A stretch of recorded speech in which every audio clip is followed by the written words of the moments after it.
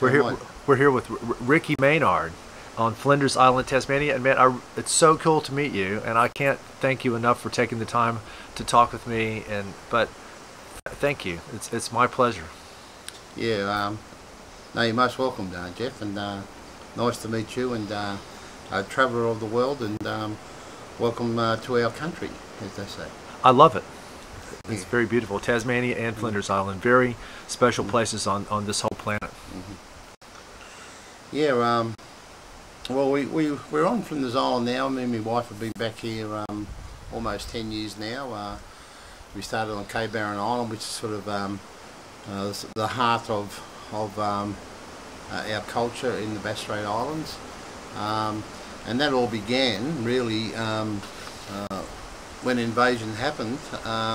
We were moved off, our ancestors were moved off the northeast to the northeast and rounded up to the northeast tip of Tasmania, our traditional country, which we call terra country. And so that was way back then, and until we was moved on to the islands with a promise of returning to what we still call the homelands. What year? When was that approximately? Oh, look, that would be in the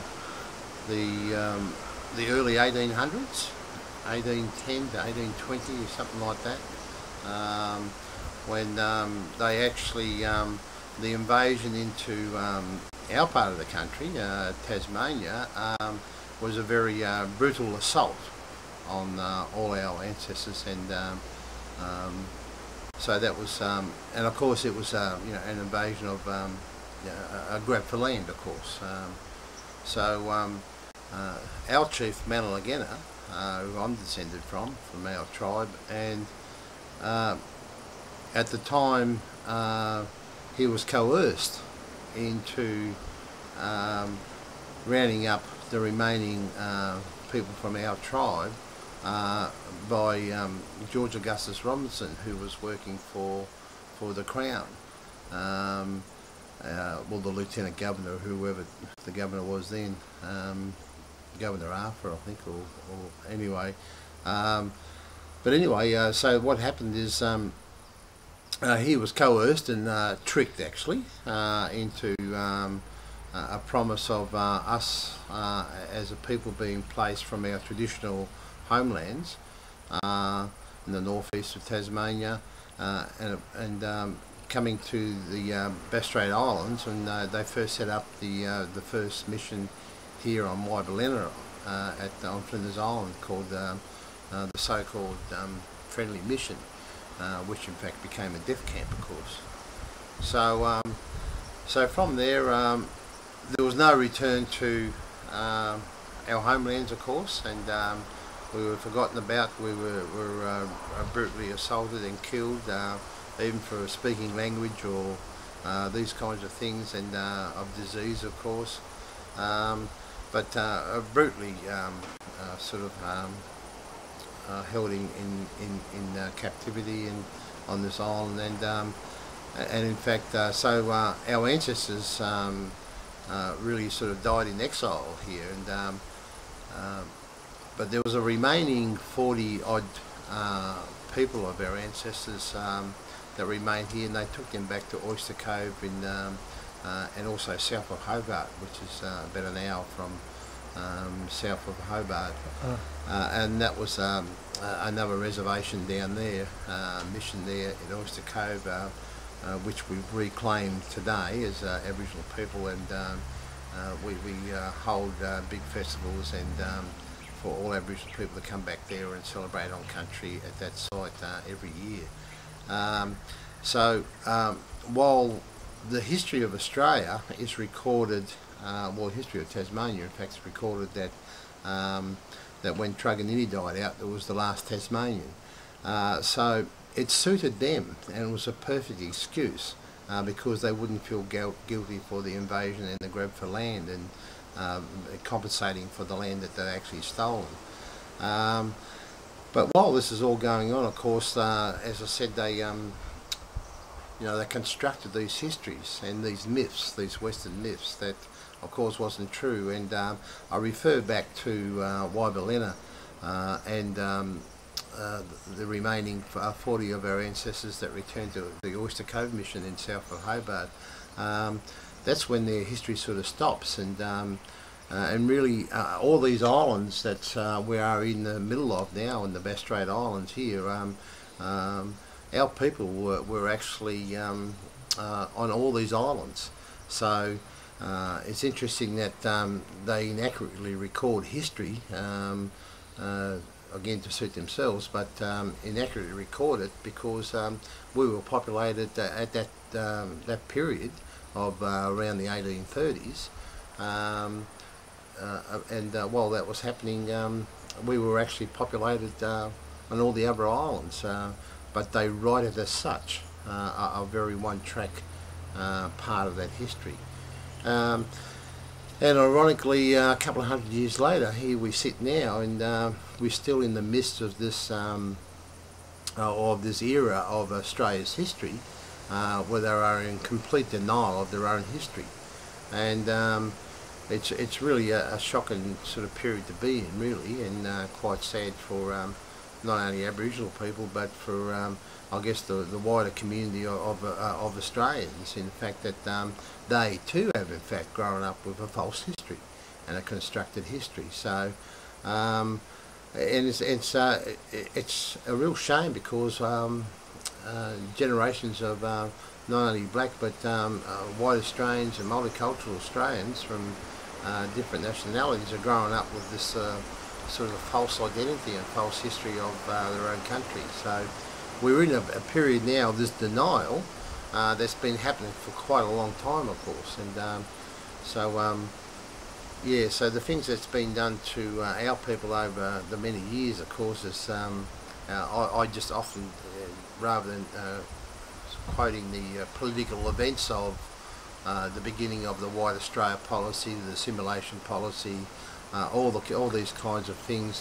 Terra nullius. Terra nullius, you know, all these things that were set up by the you know, the British Empire, and they still remain in as a legal sort of entity of Australian identity. That's still the official line on everything now. Yeah. That's so sick. But, it's really sick. But part of the problem is, I mean, how many of the multicultural and white Australian people are actually interested in learning the truth, or even understand that what they're walking around with is a completely distorted fake reality? Or would you think that that's part of the problem, is actually inspiring people to realize that what they hold as the truth is really not? Yeah, well, it's well, we often ask that very question, you know, what do the rest of Australians think? And in general, I mean, Australia is a very racist place. And you spent a lot of time in America over the past couple of decades, and you find, in general, America to be a lot less racist than Australia. Oh yeah, without a doubt. I think, and strangely enough, when I've travelled overseas, I've found that Australia's treatment of its indigenous people, of you know, us, it's quite a well-known fact. So it's one of the worst situations in the whole world, isn't it? Oh yeah, without a doubt, it is one of the worst situations in the whole world. And you know, you've got World Vision and Amnesty International working in the backyard, and in the Northern Territory in Central Australia, and you know, they're celebrating their Olympic gold medals on the east coast of Australia. They're really only interested in their sporting and cultural successes. Yes. As such, so it's a very, very strange place to live, Australia, and so we all just wish that you know, they can get over this. So in fact, that as a nation, we can all get on with it. But are the people just too happy and complacent with how things are now? Oh, without a doubt. And there's not any real motivation to change this embedded belief system. Exactly. So that's part of our challenge as artists and people that really care, the enlightened few, which I love your term there. But that's part of the challenge, is to inspire, but without instantly offending people. But see, it's hard and it's tricky. Yeah. Well, I mean, you know, unfortunately, you know, we can't undo history, and but what we need to do is we need we need to know the truth. Yes. How can you advance as a people, as a society, no matter what background you are, if you can't progress into the future on false, without knowing the truth? There's not much hope for mankind, I'm afraid, or humankind. But you're hitting a very big nail right on the head there, because we're the lack of people's willingness to even want to understand truth, not only just in this specific thing we're talking about, but across the board with everything, like the true history of America, what's really going on in the world, who's pulling the strings, a lot of new advanced technologies, all different. I've written a really major article about this that you might actually enjoy reading. It's called Generation F, How Humanity is Winning the War on Itself. But there's a big section in that on fake reality. I didn't mean to interrupt your train of thought there. I know exactly what you mean too. And I'll get onto that actually, because I do understand that. Australia's sort of in this era that we live now. It's a very strange era because of this, constant denial of their own history. But it stops the progress, and whereas the sort of white Australia are not aware of the real history of the country now, whether that's due to their own complacency or by the power of politics and government, which I think is a mixture of both. Because if you can remember, several years ago, Pauline Hanson and the One Nation. Oh my God, that was just, she was like this Nazi, right? Exactly, and if you've got a big part of the population supporting, a One Nation policy, those policy of the One Nation Party, and from their sort of social attitudes where that was coming from, it's not good at all. It's a bit of despair there to look at, and really it comes back to the same old problem that we say. It's the racism that's in Australia. It's just horrendous. Just in a nutshell, tell us about who Pauline Hanson was or is, and what that exactly was. Well, Pauline Hanson, and I forget what year that was, but it was in the 80s? No, not that long ago. Really? Probably only 10 years ago. Who was Prime Minister then? John Howard? John Howard. Really? John Howard. And unfortunately, even then, the Liberal Party and the Liberal government have always been sort of the worst enemy of the political parties in relation to indigenous people of Australia. They in fact support, or they don't support Aboriginal people, and John Howard in fact disbanded ATSIC, which is the our national voice and a national body. And then comes back in with the intervention. So John Howard single-handedly in the Liberal Party took this country back another 100 years. So you can see where the racism is born within government, and it's and look, it's inherent. It's an inherent racism, unfortunately, that comes from that sort of British colonial attitudes. Well, remember, I was telling. Now, I haven't actually seen this in writing myself, but I was reading on the internet on a blog where this guy was actually saying that Charles Darwin, in his book, The Origin of Species by Natural Selection, whose full title is actually The Origin of Species by Natural Selection, or The Preservation of Favored Races in the Struggle for Life, that he actually advocates the elimination of the Aboriginal and Negro races because they're savage beings that are holding down the progress of civilization. I mean, I can't believe that. When what? When you look at how influential Darwin has been, I mean, that's like the Bible or something, Which that's another weird thing. Yeah. Well, I mean, they celebrate him as a, an achieved scientist and all that, and for us, he's just a crackpot, and who would even think that, we have, our culture and our world knowledge that's existed for 40 to 60,000 years. The longest continuously existing human culture. I think that the indigenous people of Australia are the most advanced humans that have ever existed, because in the true meaning of what like we like to use the word intelligence, which I don't know how accurate that is, but I think that the true sign of intelligence is not in your material possessions and your technological ability to destroy each other and the earth, but your ability to live in harmony with the eternal life and our fellow beings on Mother Earth and stuff. Yeah, And, well, I mean, you know, obviously through not only the spirituality that comes with being around part of an ancestry that is 60,000 years old, but in quite, well, denial of the British people when they first invaded is they in fact met a very sophisticated society of you know, indigenous people at that time. Our people in fact set up huge ecosystems, you know, better than they could have done in the scientific modern world. Yes. Now, who was that researcher that wrote that book that you told me about? Bill Gamage, his name is. He just recently read a book called The Biggest Real Estate, Earth.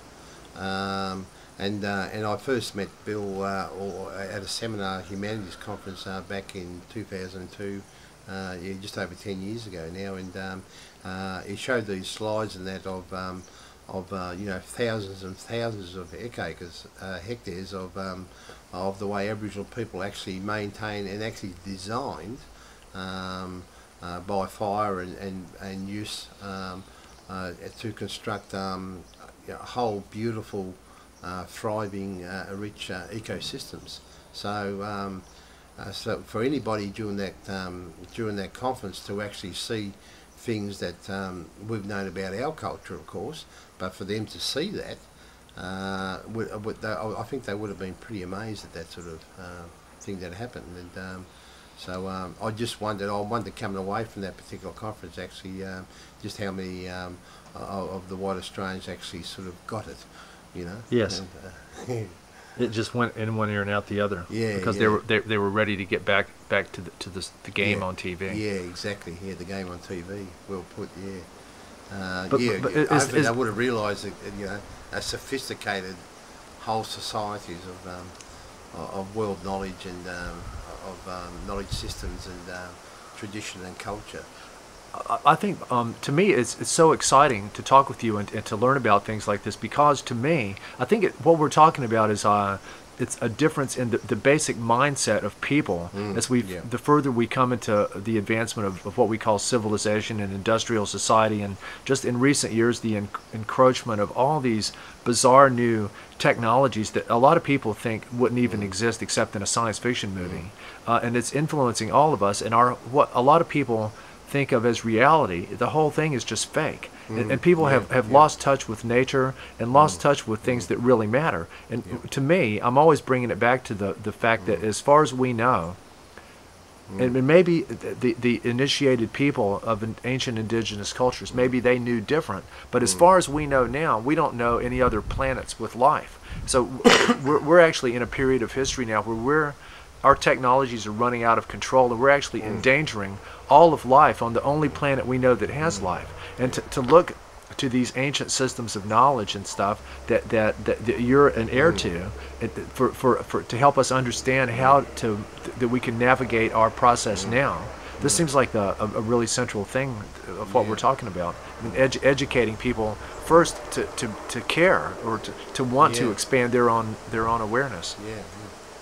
Well, yeah, they're exactly right. And you know, our old people, and this only happened several years ago when they was talking about, you know, the salt pans of the Great Murray River, you know, how it's destroying vegetation and that's just a very small example. But that should the old people should say, you know, that the earth is crying, you know, it's crying. You've got to understand, you know, what it's saying to you. And I saw, you know, on the TV there was going to, like, it would have cost billions of dollars to sort of revegetate and do all those things, but how far do you go with stupidity? I mean, you know, if you destroy the land that much and it's beyond, and you have to invest billions of dollars into revegetating these land systems, I mean how crazy is that? I mean, and we as Aboriginal people just sit back and we just shake our heads. You know, it's just crazy. Well, I don't think there is any limit to human insanity, Yeah. because it's sort of like the flip side of our creativity that I think is our spiritual essence. Every person and other beings have creativity, but how we use it, I think it's gone off the rail. And so, like, because it's essentially an infinite process. If you're off the rail and you're creating a fake, distorted reality, there's no limit to how far the insanity can go until you just maybe people completely destroy themselves or make it impossible to live. And hopefully we won't go that far. No, no. Well, I mean, you know, another indication of that kind of craziness too is the way that we've seen modernisation affect Aboriginal communities and Aboriginal people, into the way that there's a lot of people who just being ignored, still treated just as bad, and affected greatly, and not respected as a culture of you know, the First Nation people of this country, you know, native people of this country, and so that modernisation has come with you know, all the more diseases of the drugs and the alcohol and the disruption and White sugar and refined flour and all the well, it started the poisonous diet. It started from the, you know, the flour and sugar and tea, and but now of course it's, you know, it's drugs and alcohol and you know, mental health and you know, serious things that affect our community, and it's and you see it on a daily basis in our communities, where even many years ago we got together as community and said, you know, we've got to start thinking about the core values of our culture, which is, you know, caring and sharing. Well, that's what community really means. Yeah, and that's why in our communities it's not only with the kinship structure, but you know, the cultural beliefs and community that's really strong in its core values. Were incredibly very, very strong communities, and they maintained that and raised big family in these isolated places, and raised healthy children, and to all these sort of things, even upon the oppression of the political events that's happened over the last, you know, 150 years, or well, 200 years really. It's still not ceasing to exist. They're still imposing their political will on Aboriginal people by these government acts of legislative laws that tyranny. Tyranny. Yeah, bureaucratic tyranny. Yeah, without a doubt. And we've just seen it. We've seen it big time with the intervention. Just trying to deliberately destroy Aboriginal culture and the people and community, and being on their own homelands. Now, let me ask you something. Back in the day, before the Europeans came here in any number at all, how many different language groups do you reckon that there were? Roughly. In Australia? Yes, all through the whole country, including Tasmania. Different dialects. There would have been a few hundred different dialects, from my knowledge, and I've travelled and worked as an Aboriginal documentary photographer for 20 years in Australia, and been down some many tracks, and met a lot of different people from different country and different tribes, and absolutely had a fantastic life of meeting people like that. And but I imagine you know, there would have been, you know, a few hundred dialects of language. And how many of those have disappeared because of many, of deliberate destruction, or that no one, the last people that knew the language passed on without being able to would the majority of those be gone now? Oh yeah, especially and you see it clearly on the sort of the eastern seaboard, eastern border of coastline of Australia, from New South Wales, Victoria, even you know, southern South Australia, before you get up into Pitjantjatjara lands, and so that whole and even to a small degree parts of Western Australia. And I can tell you an example here. I mean, our language stopped, you know, 30 minutes up the road here. Really? Yeah, and our people were actually beaten and sometimes killed for speaking language. and that's well recorded and told for old people anyway, of not being able to speak language. It actually stopped 20 minutes, 30 minutes up the road here. So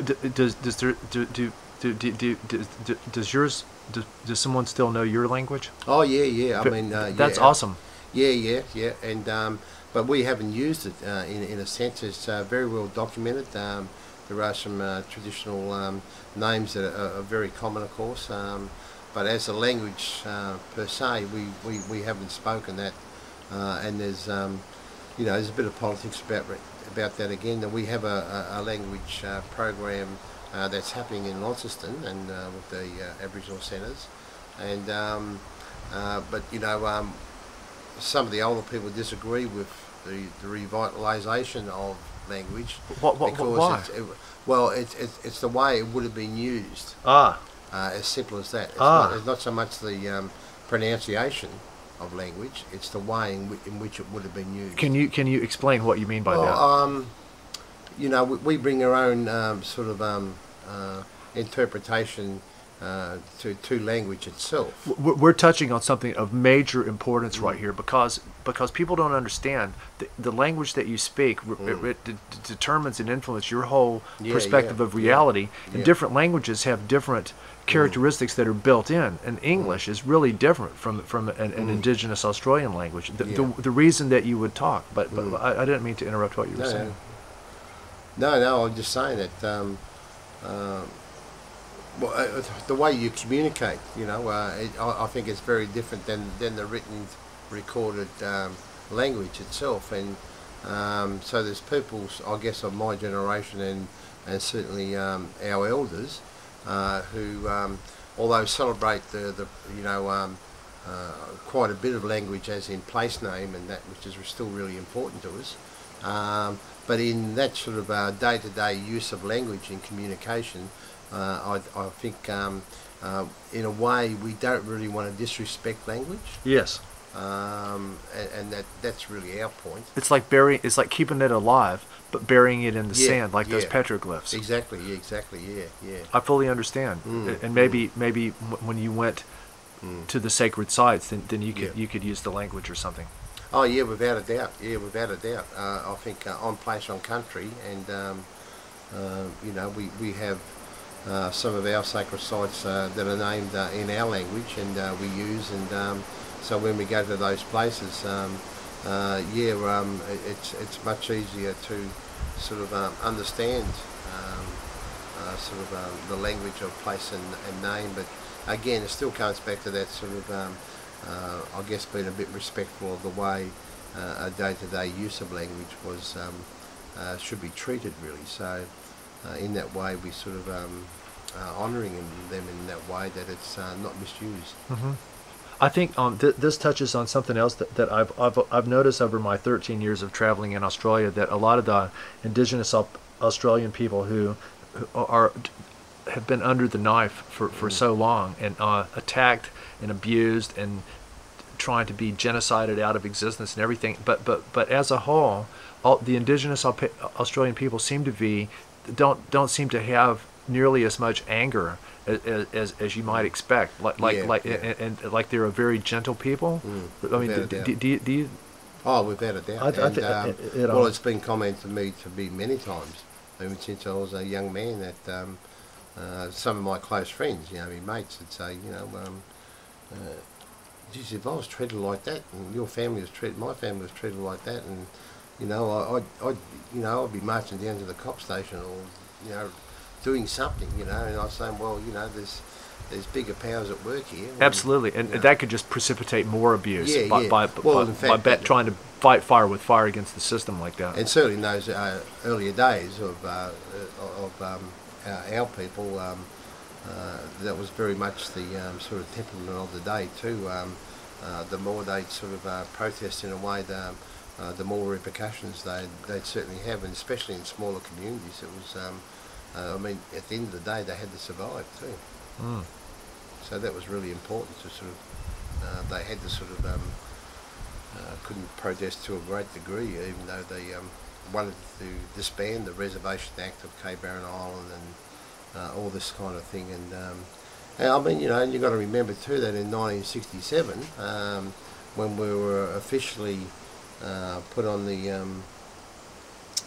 register as Australian and as citizens, Australian citizens. But not until 1967. 1967. I was born in 1953, so I think I was counted as part of the local fauna and flora until I was 13 years old or something like that. So I was finally counted as a citizen of Australia. Oh my God! It's pretty sick, isn't it? You know. Like, Well, oh my God! Indigenous person. Tell us about living here on Flinders Island. You reckon it's like one of the worst racist communities in all of Australia? It's not so bad now, but I mean from here, I can tell you it was almost always our dream. I was born in Launceston. Mum and Dad were born in Cape Barren and moved off to gain employment. Dad did to raise the family. But it was almost, we always referred to the islands as a home anyway. And so I wanted to always return to Flinders Island to sort of settle. And my wife and I, Anita, who was actually born on Cape Barren and raised there, and her parents as well, of course. But certainly up until about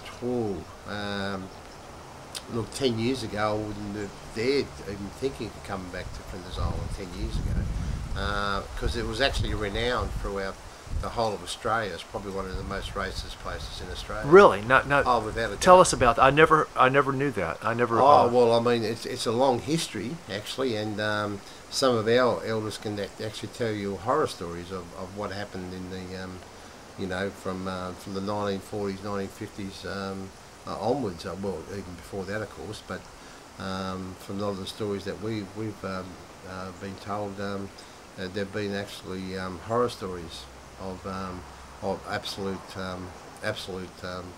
racism to its high degree, where people were jailed and some were killed. And so there's been a significant amount of killing of indigenous people here. Yeah. Oh yeah.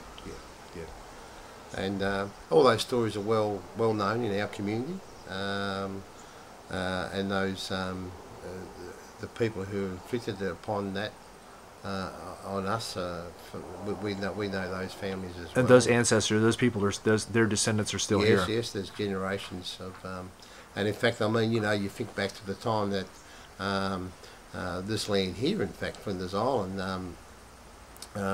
You've got to remember that when our ancestors were taking from the northeast to come to these islands, we never ceded our native title, and in fact, even though these were our traditional hunting grounds, we was given this land by the British Parliament. Yes. So you know, of course, you know, they set up the first mission, and even though, you know, we've had passage through this country thousands of years before, and has always been traditional hunting ground anyway, from our people and ancestors on the northeast coast. That's what you were telling me last night, that all these islands, your ancestors didn't live here, but they came here to hunt. Oh yeah, that was, you know, because of the mutton birds, of course, yes. And you know, seals and fish, and so they had their own sort of you know, bark canoes that came across here from and that's well known, of course, part of our history.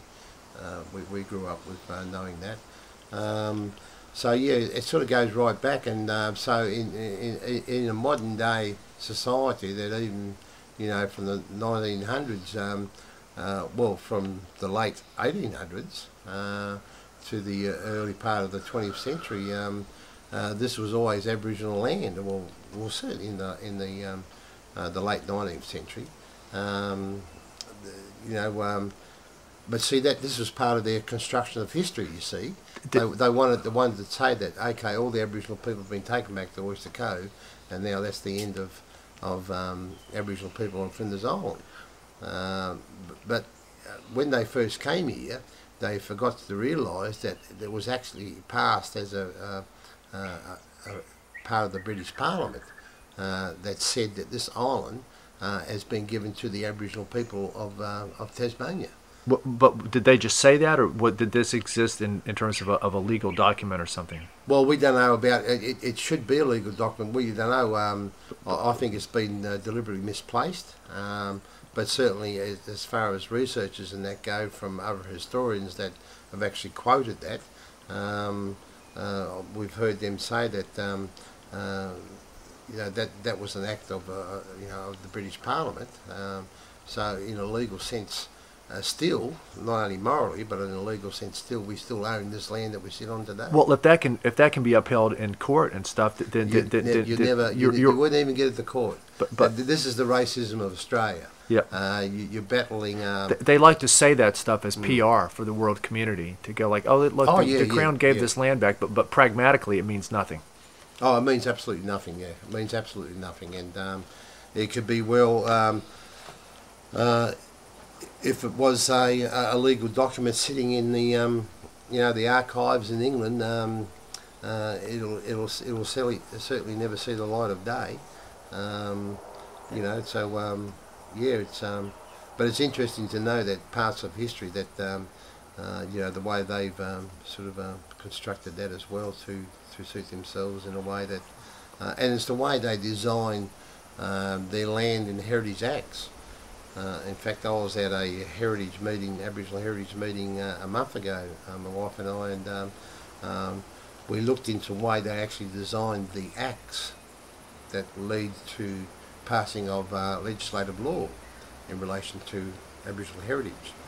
Now, if you showed that document, and this is an Aboriginal lawyer telling us as a group, if you showed that document to a QC, or judicial system, they would clearly see it as a fraud, absolute total racial discrimination. But they've designed the act so to exclude Aboriginal people. That's why we will never ever be given certain rights in this country, because they wrote them into they're very, very clever the way they've done it, and so they can't. They write their own acts. Never say never. Okay. Just referring back to some of that sort of the stories that we know from our families and our elders about some of those sort of brutalities that happened here on Flinders Island. It was there's some shocking stories, and how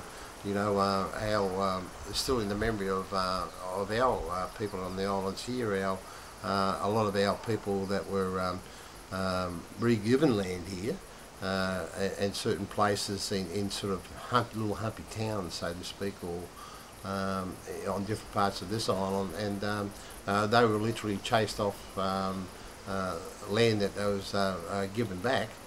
In those days, it had been given back twice. It had been given back twice. The Crown gave all of the islands back to you, and then each individual people had their plots given back to them too. There was individual plots in certain sort of small community camps, but our great grandfathers and that they were chased off by men in uniform on horseback. And that's well documented. And killed by police in uniform. Oh yeah, many were killed. Yeah. Because I was bringing up the story of what happened in Western Australia. I wasn't aware. See, do you know of any researchers or books or films where they've sort of put together the story of to get a true picture of the horrific nature of the indigenous genocide all across Australia through its whole history? I mean, would anyone be able to get that off the ground if they tried to do it? There's a couple of historians who've dealt with it. Henry Reynolds and James Boyce, who are two very good historians, actually. Are they Australian? Australian, yeah. And not that we've had much faith in historians as Aboriginal people, but they've certainly brought a different viewpoint in their own interpretation. I mean, history is interpretation anyway, but they brought a fairer interpretation to the way we should look at history. But still not necessarily accurate. But not necessarily accurate, yeah. But certainly they've come out with certain truths that were previously untold. Yes. And so that's a great thing. It's a step in the right And direction. I think those types of authors and historians have a certain kind of respect from the Aboriginal community too. Yes. And they're held in high regard because they've really been sort of a bit courageous. Yes. In a way of being able to tell some of the things that really happened. Yes. Of places of massacres and wholesale slaughter. Oh my God. And of course, they're known to us, but it's the first time it's been told To the wider community. To the wider community. Remember the name of David Stannard. I'll tell you about him later. He's a historian from a university in Hawaii, and he's published a book called American Holocaust, where he documents all the genocide of the people of the Americas ever since the first Spanish people and Portuguese came, and it's absolutely horrific. But he's basing it on the documents kept by the Spanish people and the priests themselves, and eyewitness accounts, and he estimates that 100 million people were murdered, including dying because of the diseases that they brought and stuff like that. And I forget the name of the author now, called Healing the Land, and that actually describes in detail many massacre sites around Australia actually. But I think there's a lot more that could be told in that book as well. I think that sort of really just sort of gets close to sort of a real history of you can imagine throughout the whole country the amount of massacre sites. When you start trying to share this with the normal mainstream mentality, they're just gonna, are people just gonna? It's not entertainment. It's like it's heavy. It's heavy. It's true reality, and people just. A lot of people would just shut it out, or they do. Well, they do. Trying to overcome that. And I think that's part of this era. As I said, it's not only a continuing era really of that denial of their own history, Australia's history, but the point that we was trying to make before is the acceptance of the truth and how people would come to handle that. But I mean, the reason why Aboriginal people highlight that is because we still live with that cultural memory of our ancestors that affected our lives, and whatever happened over many decades, we still have that as cultural memory. Yes, because remembering is an integral part of the indigenous spiritual cosmology. The memory and passing it on orally and honoring the ancestors and stuff, and that's completely gone from the white man's culture. It's all about here and now. I mean, about what people can get completely gone from my culture, and but for and this is the reason why we highlight these issues today. It's not purely because of a political point. It's really about creating that understanding that we as Aboriginal people carry this hidden trauma, and it's transgenerational. We maintain that trauma over many generations. So it's about really highlighting and trying to understand us as Aboriginal people, indigenous people of this country. It's unhealed wounds. We can't wipe it from a memory. No, and for us, the past will never be over. And it's not just the past; it's ongoing now. It's ongoing. And even if some of these people, they talk about it as like something from the past, the white people, and you go like, oh yeah, well look at how bad it used to be back in the day, but it's probably as bad now as ever because it's become more subtle and more sort of like buried, and they try to do the public relations stuff to make it look like they're doing something different, but they really aren't. Well, it's like John Howard and the Liberal politicians. You see them. I've seen them only a couple of weeks ago on current affair programs. You know, in talking about Indigenous issues, they'll just quite plainly tell you. Said, I believe that one generation can't be blamed for by another generation's misdoings. That's absolutely nonsense, because what we're really trying to do is achieve something very different there. Yes. You know what I mean? Like they missed the point, but also it's really the real point of their response is complete denial. they don't want a part of it because they'll have to compensate in some way. Well, but what we're trying to say is and do is about, we want people to understand about this cultural memory and this hidden trauma of historical grief that we still carry with us today across many generations. The people and the land. The people which are fully integrated as one dynamic whole, and I keep saying, like, how can any white person or it's a mentality, how can those people possibly think that they can live and be happy in this country when they're living on top of all this generations and hundreds of years of just genocide and blatant murder and rape of the people and the land, and all these unhealed wounds and the spiritual energy of people that were killed, that whose spirits haven't forgiven their murderers, and it's flying around and just all this it's so it's weird. It's like a science fiction movie or something. Well, I mean, I always imagine that if I went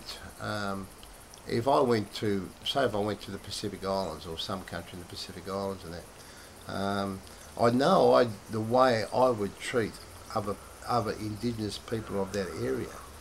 You know, I mean, just as a human being. You know, I know I'd want to respect those people's lands, their culture, their language, their their whole being. Isn't it just being human to accept that kind of thing? You know. Well, but I think that is what being truly human means. But we're talking about a mentality. Yeah, mentality that's existed for a long time, but it's become widespread now. But the sort of totalitarian or imperialistic mentality that sort of elevates itself above other forms of life, like the whole Darwinism thing and the sort of Christianity thing and all this stuff. And yeah, well, as you say, it's that mentality. You know, it's the whole sort of national culture is world national culture, world culture in a way. Global culture is about it's about economics. It's about we got to. It's about money. Yep. It's about money and power and nothing else. It's not about humanity or any of those real core values, and you see it very clearly. I mean, I stopped looking at the news and I stopped looking at politics on TV, and it's just poisoning your mind. It's just crazy. It's a crazy world, and it's so simple to see through all that when you deal with core human values. To say, well, it's really a pretty mixed up world if they've forgotten those core values of being human, the caring and the sharing, and looking after each other as human beings and respecting that. When people have lost that, which the majority of the global community, and I'm, talking as Australian too, is it's about a world of economics that's really in effect failed.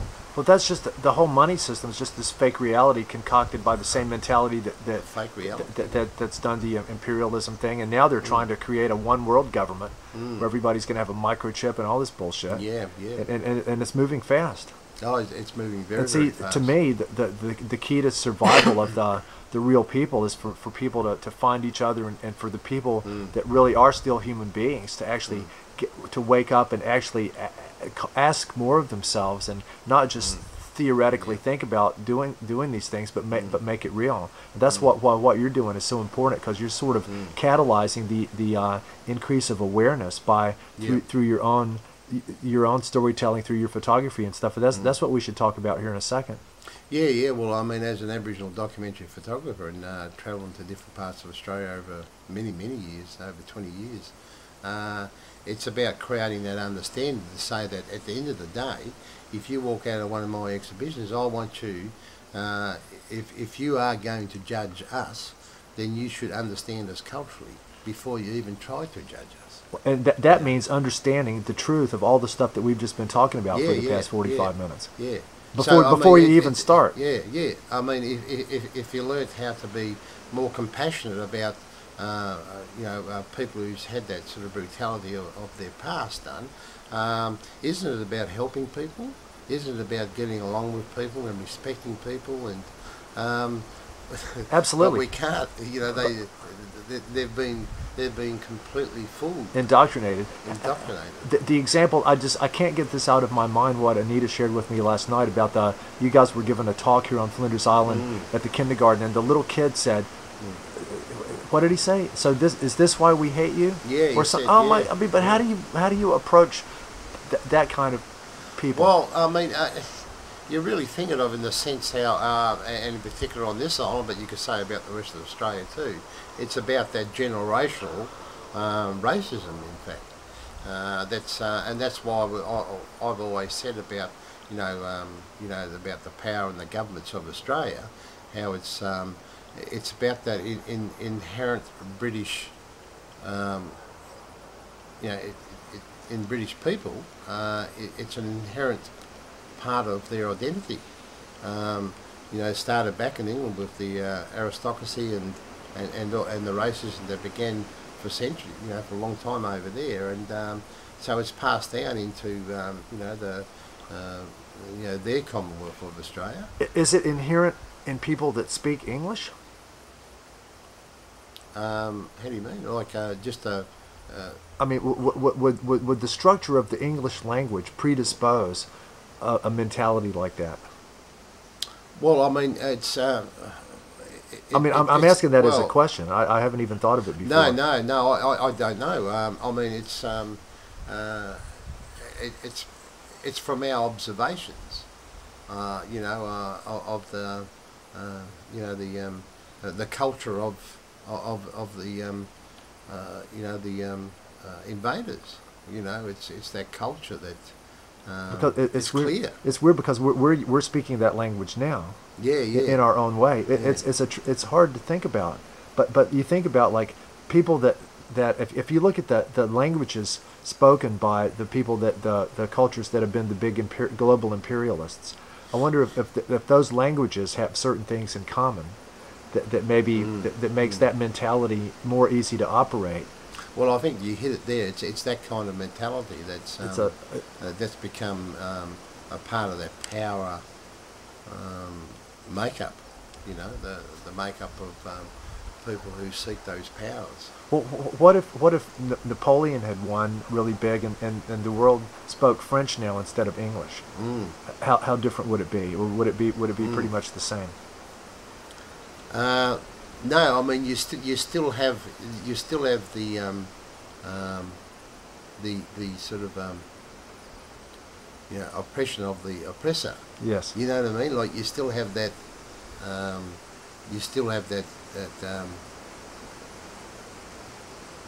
that sort of makeup of of the oppressor. You still have that, wouldn't you? You know what I mean? Absolutely. Yeah, you still have that attitude, that sort of identity that's forced on the other people. Yeah, that's forced on the other people, and it's unreal. It's like in Australia here, they're trying to establish the Republican debate, and I can tell you now, this country will never ever be a republic. You got to be kidding. It's a colony and a state, the 51st state of the U.S. We'd love to be a republic, but it's a colony and always will be. And that's the shame about it all. In a way that for white Australians, in a way that they haven't, they have no national identity. So in fact, then you sort of ask a lot of other questions. Well, why don't we celebrate like many other countries do? Celebrate the indigenous identity of this country. And just we're squashed. It's like it's a black spot that people can't. They just shut it out. The Kiwis have a joke. They go, "What's the difference between Australia and a glass of milk?" After 150 years, a glass of milk will have some culture. Yeah.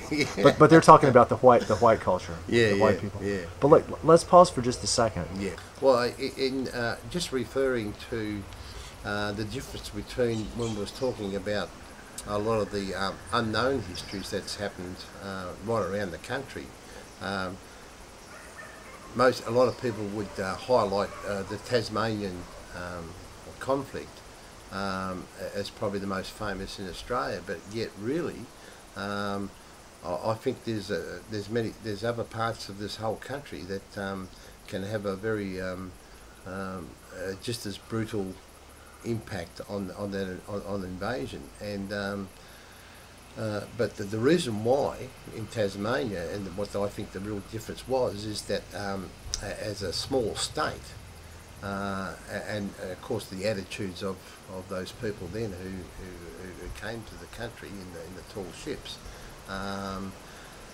is that they made it a government campaign and created this entire Western myth, just as way they did with they said, oh, we'll make Truganini and we'll call her the last Tasmanian. That'll cut it. We won't have to be morally responsible. So it was completely premeditated. It was premeditated. It was a strategic plan. It was. Who would have thought this up? Oh, I mean, specific people in the British Crown, the government at the time. Oh yeah, the people. Yeah, very much. It was the same people that took her skeleton and displayed it in the museum. Yeah. Oh my God. Yeah. And so that was a major difference why Tasmania is highlighted as in world history, is because of, or Australian history, is because it was a whole government push. It became institutionalised in schools and universities and all that. You say, the government told teachers, you must teach this. Ricky, so tell us about the history of yourself as a photographer, and that's your chosen primary medium of artistic expression, and also your storytelling and activism, and it's a very powerful medium. How did you first become interested in photography?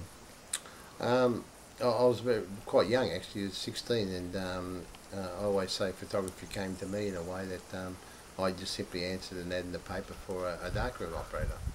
And of course, the whole process and really what I call the magic of photography, I sort of witness. And until this day, I still very much think of it as a sort of a very magical process.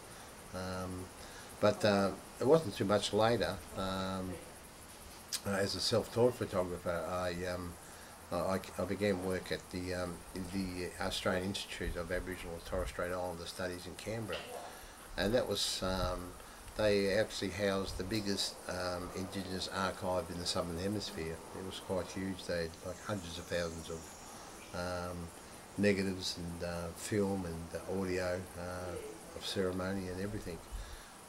So it was basically a sort of a statutory authority, which was a government department in essence, and basically a research centre as well. But I worked in the as an operator, darkroom, and assistant photographer in the photographic department, and part of my daily duties was accessing this huge visual archive and what we called return of materials to community, as well as onto various researchers who was writing and doing work.